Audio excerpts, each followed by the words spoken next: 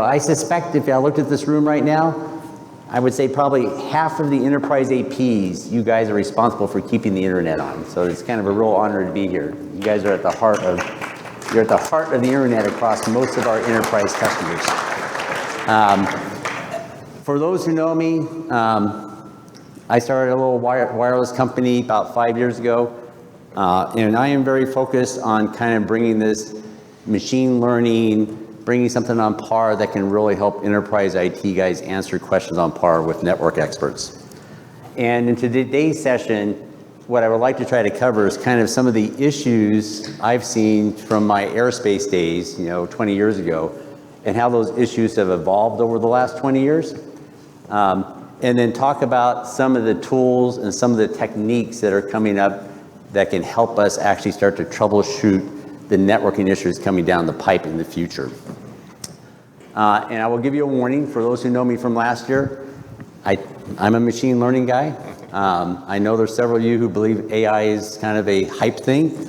I would tell you there's a reason why when you look at Google, why we're seeing so much interest in machine learning and AI since 2014. It is really starting to become more real than it has in the past.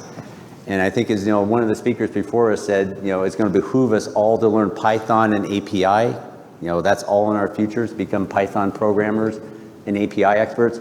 It also behooves us to also start learning about these machine learning techniques that are coming down the pipe. Now, when you look back at the last 20 years, I'm somewhat biased myself because I've been on the wireless side of the fence for so many years now. What I would like to claim is when you look at the wireless problems that we faced over the last years, we've actually done a pretty good job at solving them from where we were 20 years ago, right? All those .1x authenticator problems, all that seems to be behind us now. It looks like the standards bodies, they've done a good job of taking all the holes that were in the original standard and starting to plug them. There's not as many holes in the Wi-Fi standards as we had 20 years ago. If you look at Broadcom and Atheros, right, they have taken a lot of what we've done in the enterprise and have incorporated it back into their drivers. And if you look what the vendors have done, right, the vendors are basically taking these drivers from Atheros and Broadcom, which are inherently consumer-grade drivers, and we basically have taken and made those drivers into enterprise-grade drivers nowadays. So I would like to claim, what I've seen over the last 20 years is that we've actually done a good job moving the wireless ball forward and solving a lot of the issues we've had on the wireless side. If you look at the paradigm shift that's really happening, the shift is really moving to helping solve end-to-end user problems. Where we were very focused on wireless issues, we're now getting very focused on solving why is an end user having an internet experience problem? And that includes the wireless, the client side, and the wired side. And I think a good chunk of our problems are outside the wireless network now. I'm going to let Wes talk about this. This is a survey that the MIST technical marketing team did a couple months ago. Yeah, last year. I'll let Wes kind of describe what they found when we went out to our cloud SaaS customers. Yeah, so the question that was posed was, what is the most common user complaint that you receive about Wi-Fi? And it really falls into two buckets, right? It's Wi-Fi is slow, or I can't connect to the network. Everything else sort of rolls up into those. But by and large, Wi-Fi is slow, can't connect. To an end user, if the issue is they're not getting a DHCP address, I mean, it all looks the same, right? It still looks like I can't connect to the network. Or if if the internet is slow, the WAN, an undersized WAN pipeline, such as what we have at the conference center, it looks like that the Wi-Fi may suck, but really, it's the WAN, right? So that's why it's important, as Bob was saying, to understand the end-to-end, the end-to-end user experience. So that's what the customers told us when we asked them. Now the good news is, from what the customer tells us and what the support tickets they actually give us, the good news is those match. So they are actually complaining about the same things they complained about in their surveys. And I would say the one thing, compared to what I was doing back in my aerospace days, and in this cloud SaaS model, we have so much more data to bring to bear on this problem, right? We basically, everything we have coming back from these access points, we're shoving into S3. So every piece of data that ever comes in is stuck in S3 where we can actually do something or analyze what's going on. But when we look at these support tickets, I would say we basically can put all our problems, the complaints we see coming from the customer into one of three buckets. And it's usually in the I can't connect for some reason bucket. And there's a whole bunch of reasons for that. There is the my Wi-Fi is slow or intermittent. And then there's kind of this, why in the heck did my AP reboot? Something happened, my AP is disconnected. I need help figuring that out. And when you look at trying to troubleshoot these problems, and most of you are aware, right, there's all types of reasons why a user can't connect, right? It can range from there's something wrong with the client, there's something wrong with the AP, there's something wrong in the LAN, or there's something wrong in the internet itself, right? And your mission is to basically try to sort this out, which one of these features is causing this user to not be able to connect. Now, so we'll see if this resonates. But the goal of this is to basically start trying to introduce data mining and machine learning techniques. Now, mutual information is one technique to start to get to the root of why someone can't connect. And the way this works, if you look at mutual information, it's based on the concept of entropy, right? And when you look at entropy, if you take like a fair coin, right? If you take a coin, a 50-50 coin, and you flip that coin, that entropy would be maximum 1, right? There would be absolute entropy, no information in that coin flip. If you were to take that coin and make it unfair and make it 70% heads, you'd find the entropy of that random variable would be 0.813 or something. So the concept of entropy is if you have two random variables, let's say we make one random variable your ability to connect, and it can either have the value of succeed or fail, and the other random variable is going to be some network feature, right? This is going to be DHCP, client type OS, wireless LAN type, right? And what you want to do is you want to try to answer the question, which of all these network feature is the best predictor of that failure? And this is what mutual information does for you. This is what takes the statistical math and answers that question for you. Now, if you actually look up on mutual information, what you'll find, mutual information will basically tell you how much information one variable has about another variable, right? So it's kind of that correlation concept. What mutual information doesn't tell you is whether or not it's positive or negative, if that random variable is going to predict success or failure. There's another piece of math called Pearson correlation coefficient that does that piece of the puzzle for you. But once you go through this exercise, what you get is a pie chart up here on the left, right? Where you can basically figure out which network feature is actually predicting success or failure of that random variable. So in this case here, what it's telling you is it looks like the client is the most likely cause of this guy not connecting, right? The wireless LAN is actually pretty positive. That feature is actually predicting success, is not predicting failure. The RF band is predicting a little bit of failure, but not much. There's a little bit of a relationship that there's problems with the RF band predicting failure for not connecting. And there's a little bit on the AP side. But the most thing is that you figure, say, if you did this, that, hey, this client is my problem child here. And I brought Wes with me because Wes is out in the real world dealing with real customers. I deal with real customers, but not as much as Wes does. And so I'll let Wes kind of give an example of where this is actually making a difference in some real customer accounts. So who has actually heard of mutual information before this presentation? I was here last year. I think I saw me. Sorry, everybody. So mutual information is actually quite useful in the real world because it helps bubble up issues and causes of issues much quicker than you typically would see. you can get the same information manually, no issue with that. But in time critical situations, every minute that you save troubleshooting can be hugely beneficial. So example would be, we had a customer, file a support ticket, hey, our network is down. Huge issue.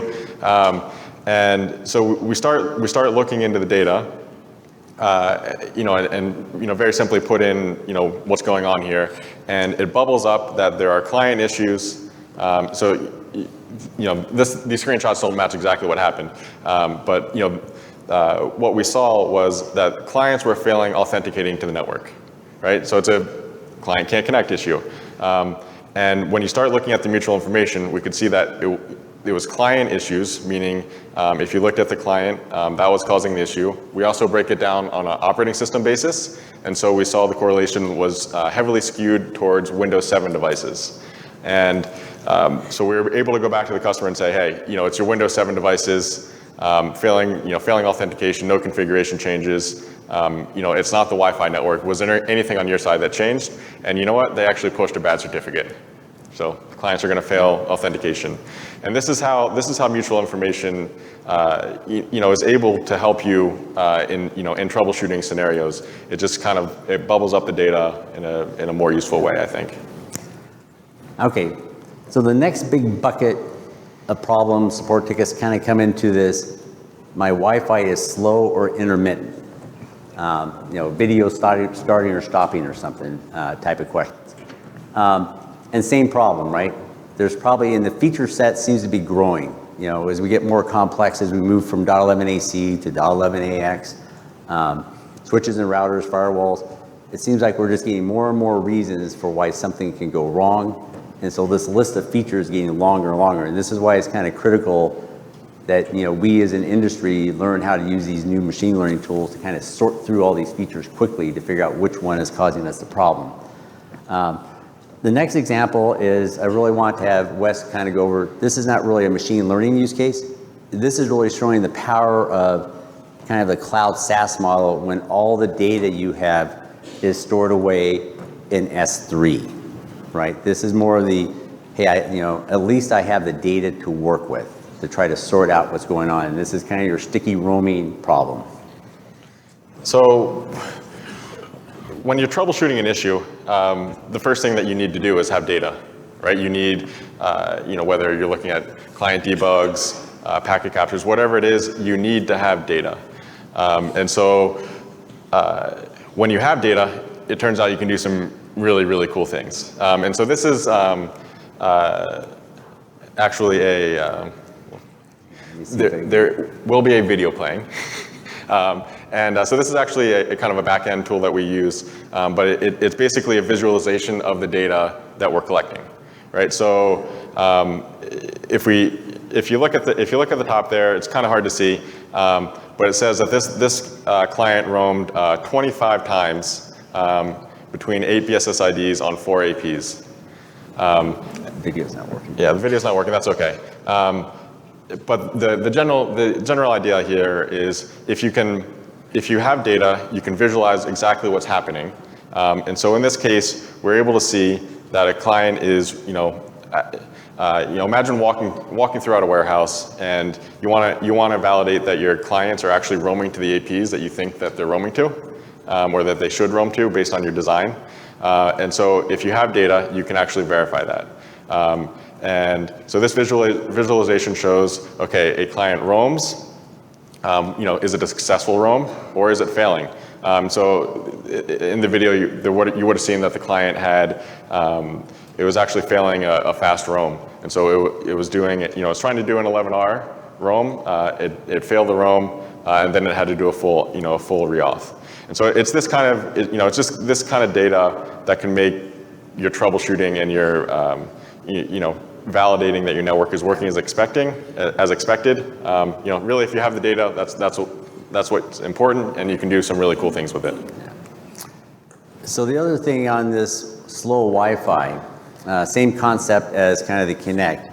Here, if you can build a model that can accurately predict a user's throughput, and if you can build what we call an interpretive model, So this is a case where neural networks are really not useful because neural networks are not interpreted. They're kind of like black boxes. They do very well at classifying images and speech and stuff, but they don't tell you why.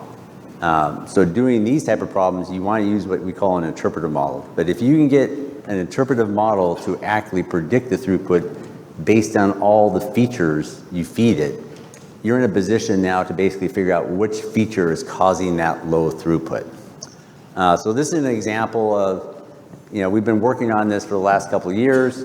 When we started the effort, we started with what they call a regression model.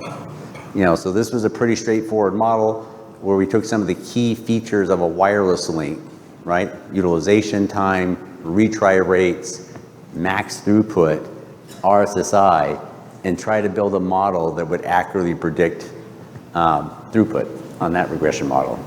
And I'll show you the results here in a bit. I would say that first attempt was good at telling us if we had low RSSIs, that was a pretty good prediction that the guy was going to have a problem. So the model did a pretty good job at doing that, but it didn't really do a great job of figuring out what other features were causing a problem. What's an RSSI? It didn't do a good job of the other features. It did a good job of saying, yes, if you have low RSSI, you're probably going to have a low throughput. So then we moved to a more complicated model known as a decision tree model. And you can kind of visualize this is what they call a supervised model. This is something where we went out and you collect a bunch of data across your network of different throughput and different features, and you train the model. And you can visualize a decision tree model as it sounds, right? It's a tree. Each branch of the tree is a different feature, and the features that have the highest importance are at the top of the tree, right? The features that have the most common, so RSSI would be probably at the top of the tree. That's a pretty good indicator. If you have low RSSI, that is one good reason for having low throughput. The other thing you'll get if you get into this, you'll find they'll have correlation matrices where you basically, when you train these models, you basically figure out which features are highly correlated to each other, right? You don't need to have features that are already, RSSI and SNR. Those are highly correlated. Those are kind of redundant features. You don't want to waste your model on redundant features in them. The good news about these models, though, is you can put a lot of features in them, right? If you look on this side here, you can have all the wireless device features, right? You can have all the site features, all the LAN features that may cause a slow internet connection.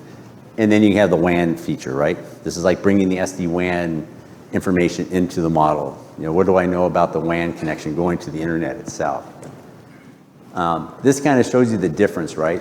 This just shows you if you look at predicted versus actual, right? So the one on the right is the first attempt. This is the model that did relatively well at telling me, yes, if I have low RSSI, I will have low throughput.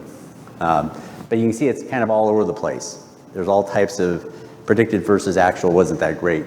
If you look at the decision tree, you can see we're starting to get better. We're starting to get in that plus or minus 20% range. That if I know your features, I will do a good job of predicting your throughput. So when you have low throughput, I'm now in a position to figure out quickly why you have low throughput. So this is all towards that effort to try to automate, what may take you hours manually to figure out, right? You're going to be going through log files trying to sort this all out. So the goal of this is basically to make your life easier to get to the answer quicker. The other interesting problem usually is this concept of devices, and I borrowed this from George. I think George did this at Arrowhead. This is all devices are not created equal, right? This is the problem of, hey, I've got an Android, an Apple, a laptop, a phone. How many APs do I need to put out in my network? How much link budget do I have for all these different devices? One way you can do this is I could have all my friends take all your devices and tell me how well you hear the internet, the Wi-Fi right now, right? And I could kind of get a feel for how well Apples do versus different devices hear the internet. That's hard to scale and that's hard to keep up to date. There's other techniques, and this technique is a combination of what I will call particle filtering and regression. And so if you look at this, what you can do nowadays, since we have enough compute power, right, you can take all the RSSIs you hear, either from the device or from the APs. You can turn those RSSIs into what we call probability surfaces. And each probability surface is really a set of particles, right? Based on the measured RSSI and the predicted RSSI, I can assign a probability of to where you are in this room for every point in this room. Now, if you take all those probability surfaces and combine them in certain ways, you can create a metric, right? And if you look at the path loss model, right, this is kind of your standard path loss model, PLE plus intercept. I think everyone here in the room is probably familiar with this model, right? This kind of classical thing. An interesting thing of this model, if you add up the PLE plus intercept, basically what you're getting is the predicted RSSI at 10 meters, right? You know, when you set the distance to 10, the log of 10 is 1. So basically what you're getting is the predicted distance of 1. And when you look at these two graphs here, you know, what I call the valley of happiness, this is basically tells you that there is a metric. When you take those probability surfaces, there is a metric at which the PLF and PLE are optimal, right? This is basically, once you figure this out, then yes, you know the PLF, you know the intercept for that device in that environment. And once you know that, yes, you know how relative, you can look at all your different devices and see how they perform relative to each other. Now, I can tell you after doing the last couple of years playing with the BLE stuff, that the Android guys hear the BLE world about 3 to 4 dB worse than the iOS guys, believe it or not. So while we give the iOS guys a hard time about their antennas, in this case, they actually did a pretty decent job. The Android guys are a little bit worse. So this is a quick way to kind of quickly weed out if you have weak devices floating around your network that are causing problems.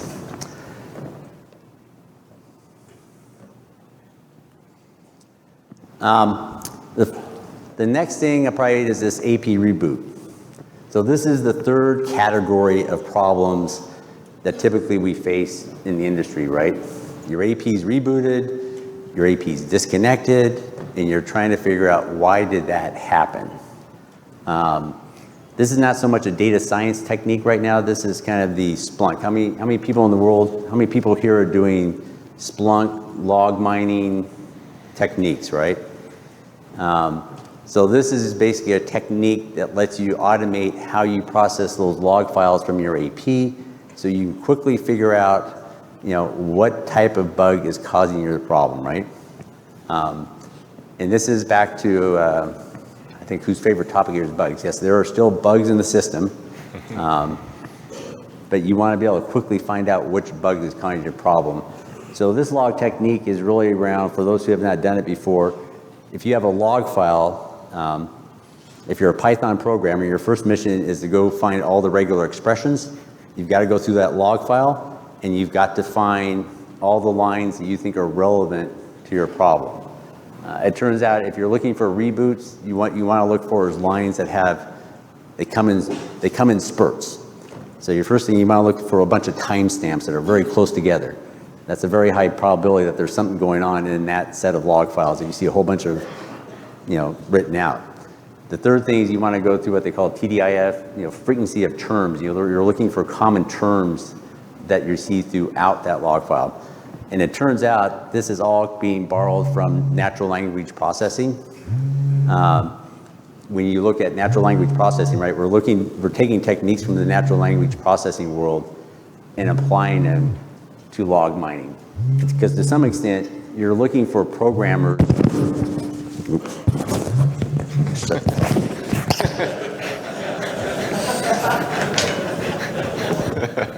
That's voice over Wi-Fi for you.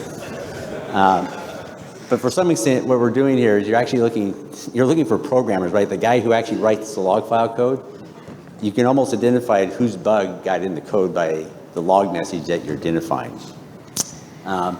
So this is another technique. Just curious, anybody here doing log mining? Anybody using log mining to kind of find problems in their network now?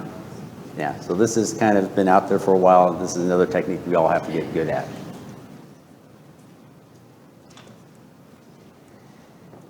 The last thing I'd like to say about bugs I would tell you, so, for me, for last year, right, I'm on the path of bugs.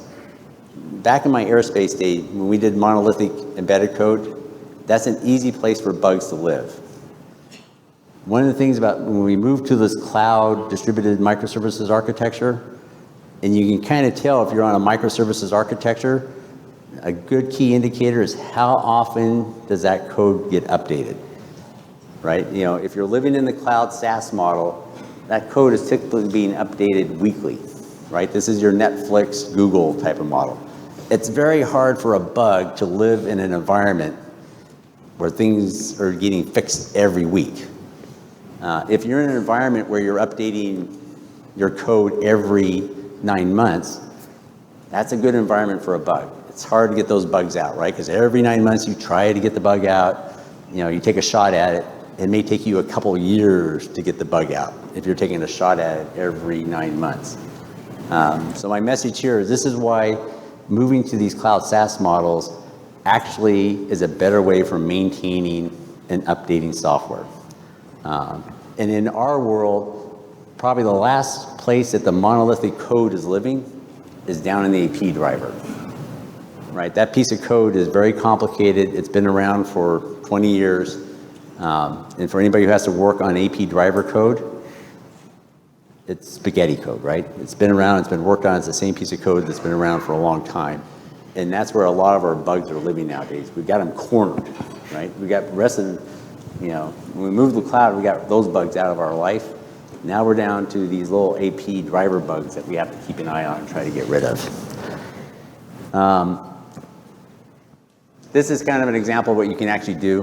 Vision is, hey, if you actually get your log mining to work, you should be able to run your log files through that and know immediately what bug has hit that log file. And with that, I'll reiterate what I think one of the other speakers up here. I think we are all Python programmers now. Is there anybody who doesn't program in Python yet? Yeah, GC, you guys, Jesus Christ. Yeah, your job security. But it behooves us, I think, going forward, that all of us are going to become Python programmers. And I think APIs are also right. I think it's clear that, hey, we're all going to have to master this API world. And I think the final thing is, it behooves us all to start mastering this machine learning. Even if you're an AI skeptic, these data mining, these algorithms do make a difference, and it's going to help you automate your life. And with that, 1 second left to go. 4 seconds.